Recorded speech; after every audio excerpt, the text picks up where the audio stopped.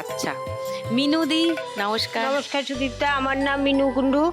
আমি উত্তর চব্বিশ পরগনা হাবড়া থেকে এসেছি। আচ্ছা, মিনুদি আমার- কি করো? আমার স্বামী আর আমি দুজনে মিলে গজার কাজ করি, কি গজা তৈরি করো? তৈরি করি। আচ্ছা, ছোট একটা কারখানা আমাদের, সেটা দুজনে তৈরি ও করি। বাড়িতেই কারখানা? বাড়িতে কারখানা। গজা তৈরি করে তারপর বিক্রি কোথায় করো? জায়গায় জায়গায় যদি মানে ফোন আসে, অর্ডার পাই, সেখানে দিয়ে আসি। ওকে হ্যাঁ, দমদম, বিরাটি, বারাসাত, ওইসব জায়গায়। ওকে ওকে এটা আমাদের শীতের সিজনের ব্যবসা, ওকে। গরমে একটু কম হয়। আচ্ছা, তোমাদের সঙ্গে আরো অনেক গল্প গুজব করতে চাই। এই শোটা দেখো সবাই? হ্যাঁ।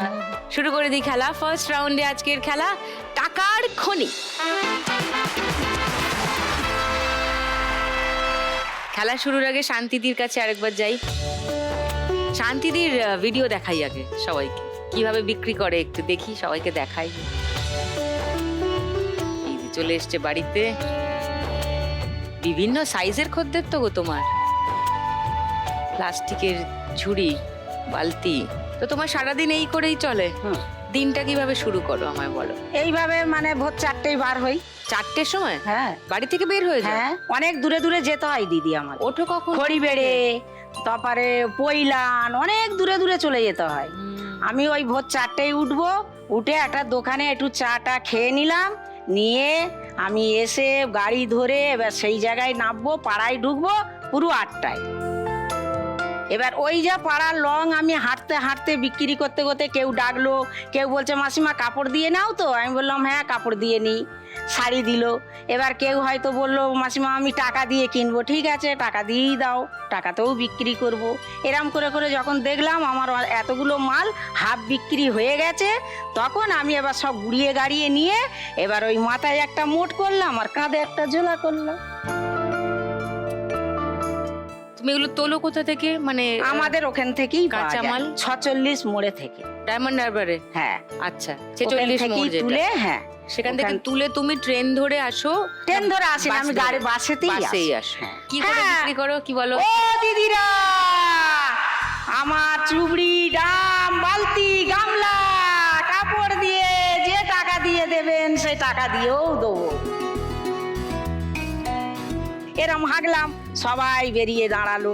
ও মাসিমা আপনি এখানে আসুন, আমরা আপনার মাল কিনবো, বলুন আপনার মাল কিরম কিরম দাম। তা জিজ্ঞেস করলো, আলি ডাম নিলে, বড় ডাম নিলে 7টা কাপড়, বালতি নিলে 6টা কাপড়, যে যেরকম প্রতিষ্ঠান মাল ধরবে, একটা চুবড়ি 60 টাকা দাম, একটা চুবড়ি 2টো কাপড়ে, যে যেরকম মাল সে সেটা আমার কাপড় হয়ে যায়। হ্যাঁ 20-30টার মতো কাপড় সে হয়ে যায়। কাপড়গুলো কি করো? কাপড় বিক্রি হয়।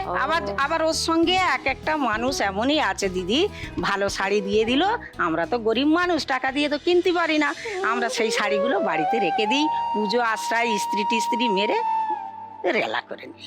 এরকম দেখাচ্ছে। সেটা কি আর লোক জানলো যে আমি পাড়ার পরে এলাম, কি আমি কিনে নিয়ে এলাম? আমি বললে তবে তো সে জানে। বউকেও পাড়ালাম, বউ একটু ছুঁই ছুঁই করে, আমি বলি মা কিছু করার নেই, গরিব বাড়ির বউ হতে গেলে সুন্দর শাড়ি পেয়েছি, একটু তোমাকে আমি ভালো করে দোকানে দিয়ে ইস্ত্রি টিস্ত্রি টেনে দিয়ে দেবো, তুমি পরো না, কিছু অসুবিধা নেই। ঠিক পাড়ায় বেরোলে বলবে এ রে বউ কোথায় পেয়েছি এই শাড়িটা? আমার শাশুড়ি কিনে দিয়েছে। হারগিস বলবে না আমি পাড়ায় পেয়েছি। তোমার পাড়ার লোক সবাই শুনে নিল তো আজকে? যা কি এই শুনে নিল ওরা বসে। এবার যে বলবে কোনোদিনও শাড়ি কেনে না। ভালো ভালো বাড়িতে তো দিদি, ভালো ভালো বাড়িতে ভালো ভালো শাড়ি আমাকে দেয়। ঠিক। সে একদম নতুনের মতো, তারা খুব একটা ব্যবহার করেনি। তো তুমি কাপড় দেখে বুঝতে পারো এটা হ্যাঁ, কত আমি কাপড় দামের দেখে কাপড়, বুঝতে পারি। তার বদলে তুমি যে জিনিস দাও। হ্যাঁ, এবারে তুমি যখন যখন- জিনিসগুলো কেনো তখন কি টাকা দিয়ে কেনো? হ্যাঁ তখন টাকা দিই। আচ্ছা, কিনে নিয়ে আসো, এসে ওগুলো বিক্রি করো। হ্যাঁ এবার বিক্রি করলাম। আবার অনেক সময় আমার পুঁজি শেষ হয়ে যায়, মানে সংসারে দিতে টাকা থাকে না। এবার মালিককে বললুম যে বাবা আজকে সমস্ত মাল কটা আমাকে দিয়ে দাও, এবার আমি পাড়ায় ঘুরে বিক্রি বেচাকেনা করে করে তারপরে এসে দিয়ে দেবো। যেটা আমার লাভ হবে আমি নিয়ে নেবো, আর তোমার যে দাম হবে আমি মিটিয়ে দিয়ে যাবো। শাড়িগুলো বেচেও বেশ শাড়িগুলো খানিকটা টাকা ওই নেবে, পাওয়া যায়। শাড়ি ওই নেবে। ওই নেয়? হ্যাঁ হ্যাঁ, এবার আমি বুঝতে পারবো আমার কতটা লাভ হয়েছে, হ্যাঁ। বা এইটা আমার পুঁজি, এই পুঁজির টাকাটা উঠে গেলে এই আমার 200 কি 250 কি 300 500ও হতে পারে, সেইটাই আমি বুঝে নিই, এটাই আমার লাভ। ওটা, হ্যাঁ। তোমার বাড়িতে কে কে আছে? তোমার বৌমা আছে? বৌমা বললে। আছে, আর ছেলে আছে, নাতি আছে। বর নেই? না বর নেই, বর অনেকদিন আগে মরে। বর মরে যাওয়ার পর আমি এই ব্যবসায় লেগেছিলাম।